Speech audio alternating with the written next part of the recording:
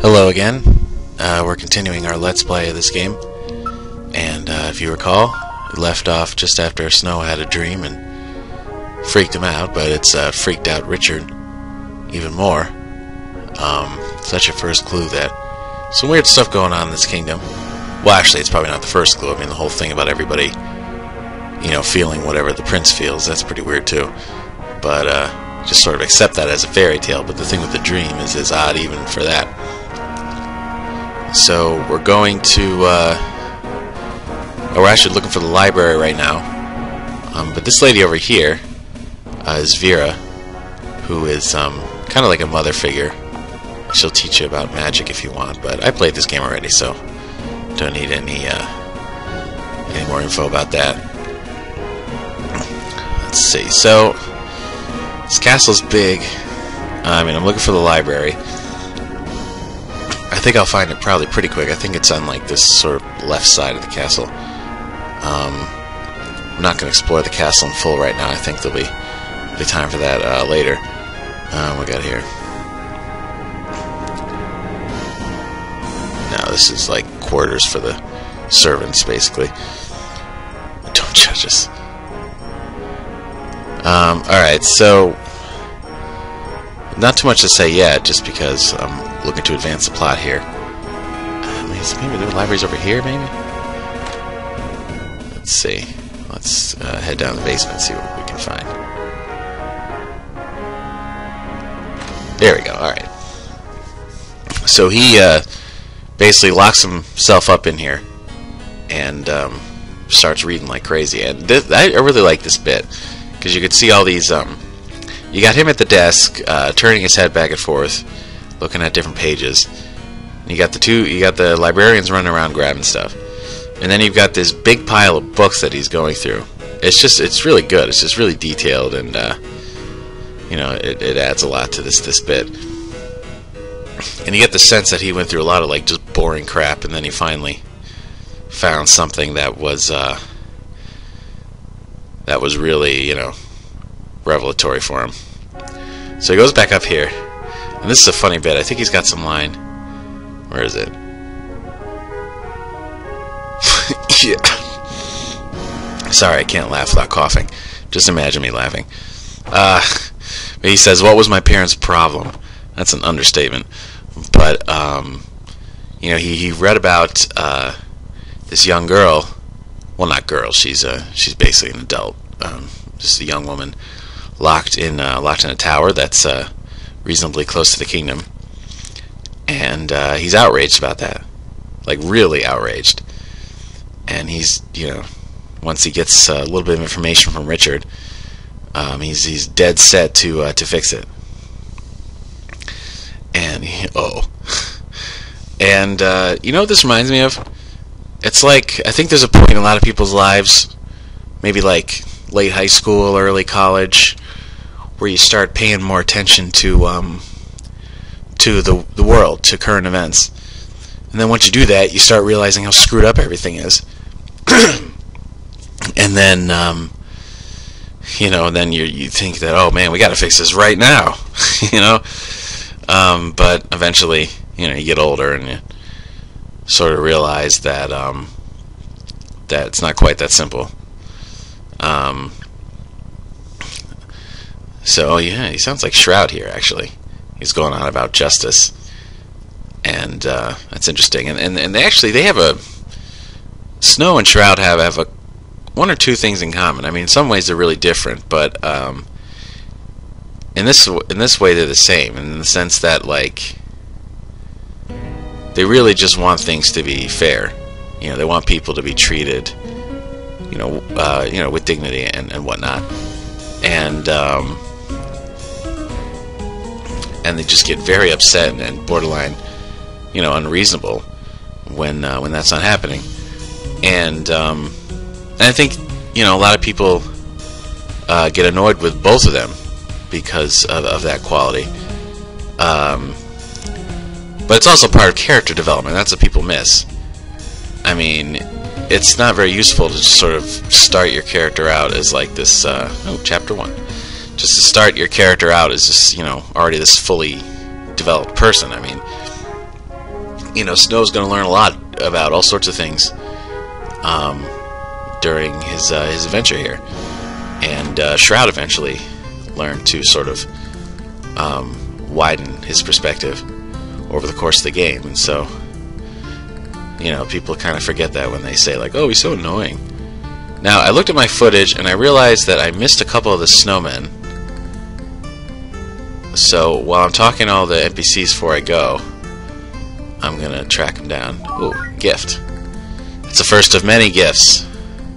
You really can get quite a haul. See, there's a snowman right there. Look how devious that is. You can only see like the side of his head. And then there's another one that I walked right by and I didn't even talk to. So I gotta find him again. But I gotta go find all these villagers, because if you talk to them all at this point, most of them give you stuff. And some of it's like really good stuff, like this mask I just got. That thing is like an item that you can use an unlimited amount of times, and it's really helpful against, you know, tough bosses, of which there are many in this game. Okay, nobody's up here. I'm gonna try to go through the houses faster than I did the other time, because the other time it pretty much took up this entire thing. So hopefully, you know, be a little more expedient. But you know, Renove is pretty hardcore about you know, players being thorough.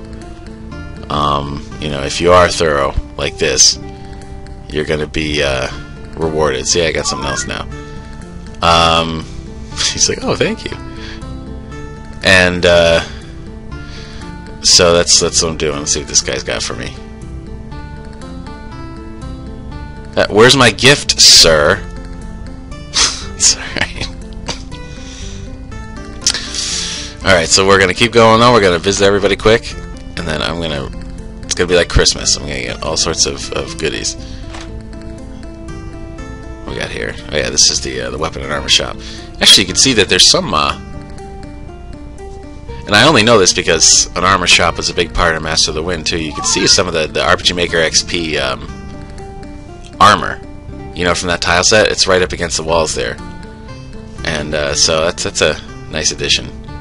In general, I mean, I favor the XP art style in terms of the character sprites and the tile sets and the overall aesthetic of everything. I think a lot of people do, and so using the sort of various graphic tools that are available, the more talented of us can kind of bring them into the into VX or VX Ace.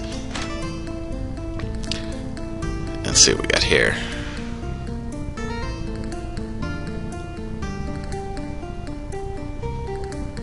Oh yeah. See, look at this. I am just bringing in all sorts of stuff. And, okay. Yeah, Snow's like, not bothering with that. Alright, so we got a few people in here. Yeah, when the prince comes to say goodbye before he goes around in the snow, you're supposed to have gifts. I see, she gets it. Yeah, you gotta talk to your father and teach your father some respect. I demand gifts. I expended the effort to talk to all you people. I am entitled to rewards. Alright, so let's see. We got ready.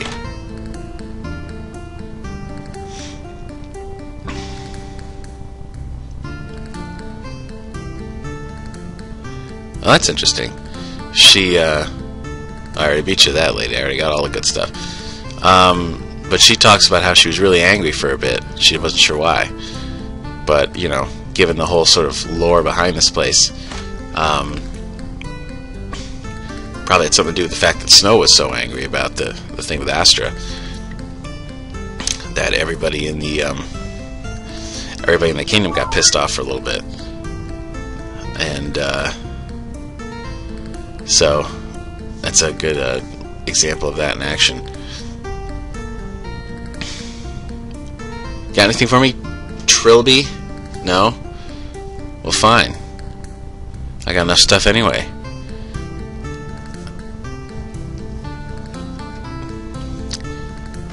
Alright, so this is time consuming though, isn't it?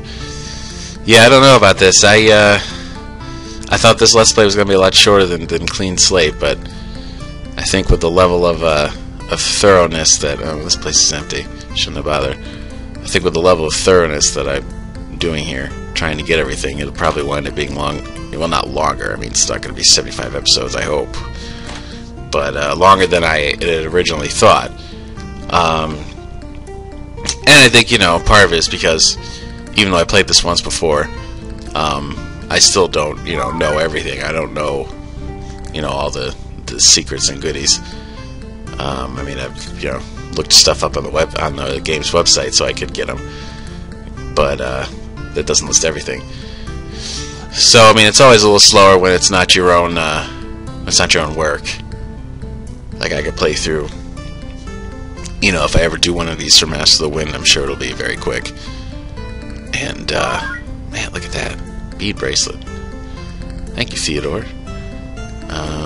Alright, well, maybe you guys work together on the bracelet. I suppose that's okay. Oh, they really should have both had individual gifts for me. Okay, so I think I'm almost done. Okay, we got this place.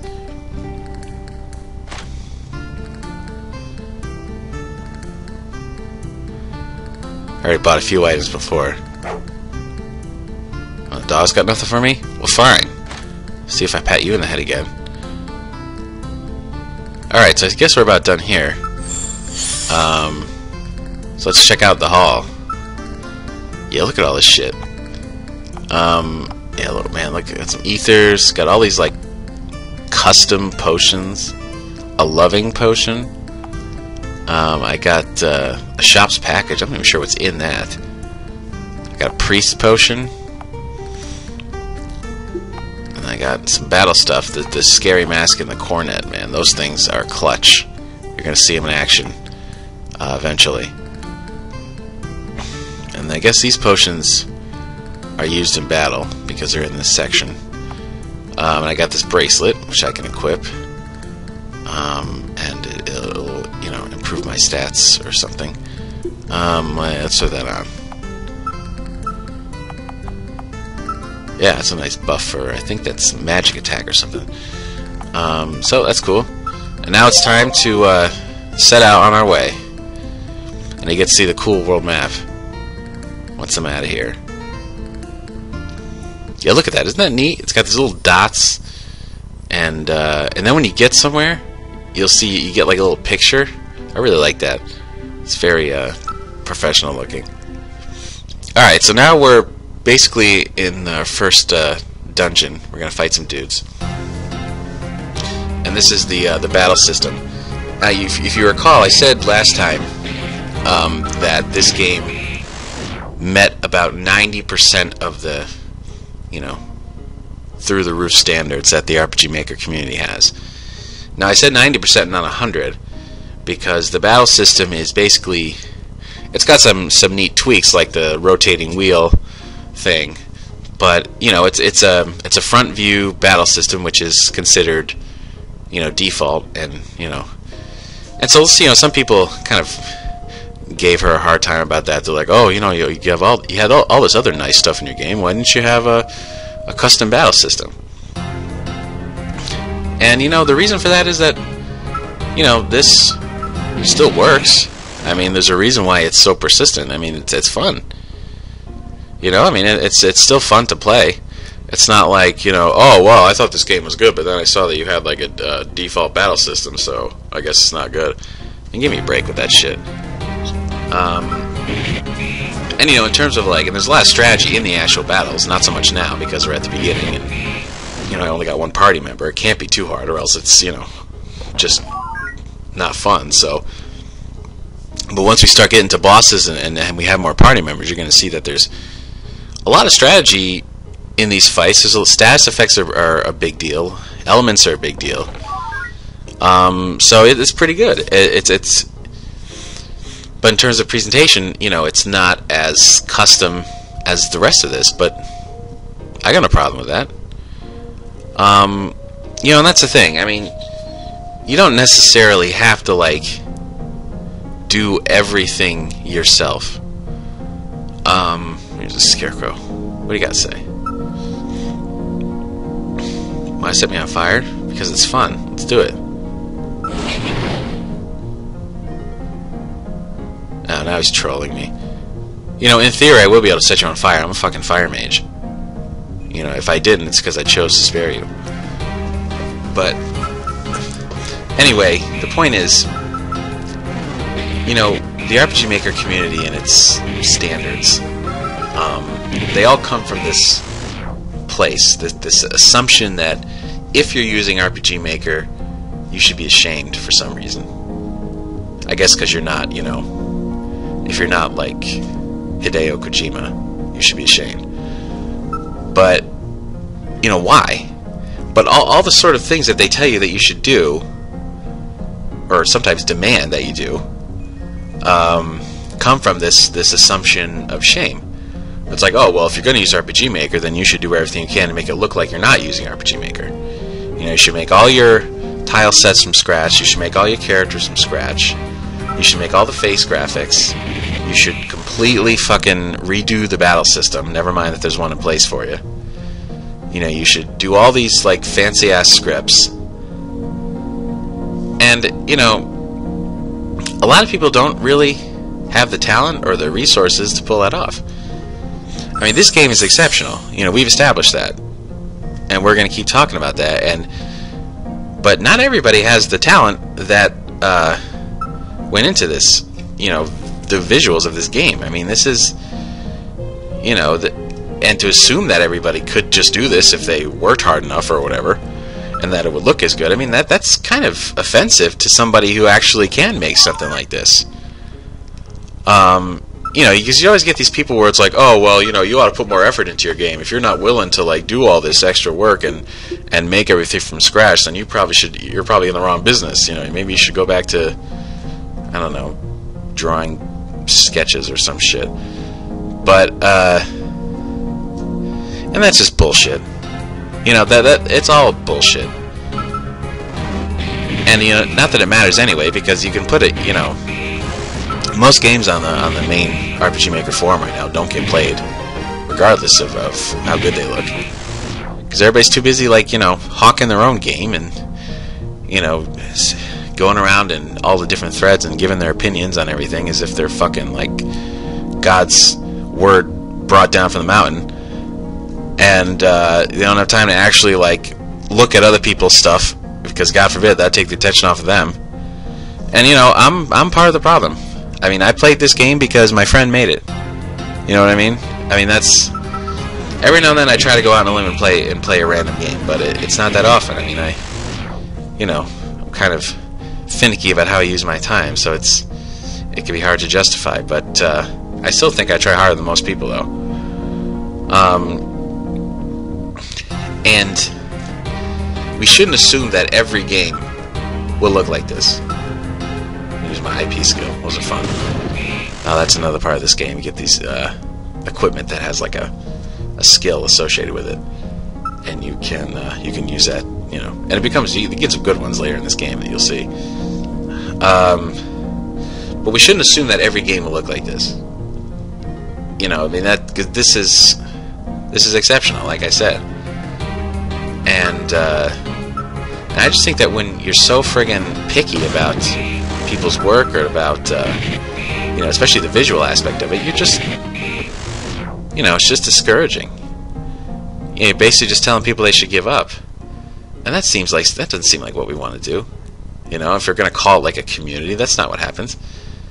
I mean, it's not like, you know, if you go to church or something, that's a community. It's not like, you know, well, a nice church, not like, you know, one of those, like, fundamentalist ones that are, you know, everybody hates everybody. But basically, if you go to any sort of community event or whatever, you're not going to be like, oh, well, you know, you could make more money, you could have a better job if you tried hard enough, so you shouldn't even bother showing up in here. Or you shouldn't bother praying. I mean, you know, why don't you come up with your own prayers? Why do you got to use the ones that are in the prayer book? I mean, it's just not, you know, coming up with different ways to marginalize people, and it's just not useful. Whew, well, I've been on quite a rant, haven't I? I guess I better get back to the game. This ghost here buys all the random crap that enemies drop, and for a reasonable price too. So, next time I shop, I'll be glad I sold some of this. And then she's got this name, which I'm not even going to try to pronounce. It's got a few syllables, and maybe I'll be informed by somebody how to pronounce it. But for now, I'm not going to embarrass myself. Let's see what we got here. We got some of these ghost rags, rat tails, a few spider webs. The question is why he picked that stuff up in the first place. It's like, oh yeah, I'm gonna take this spider web off the wall. I might need it later. Alright, so I guess we'll wrap this up, and I'll do the second half of this, and we'll start exploring the tower, hopefully next time. Peace.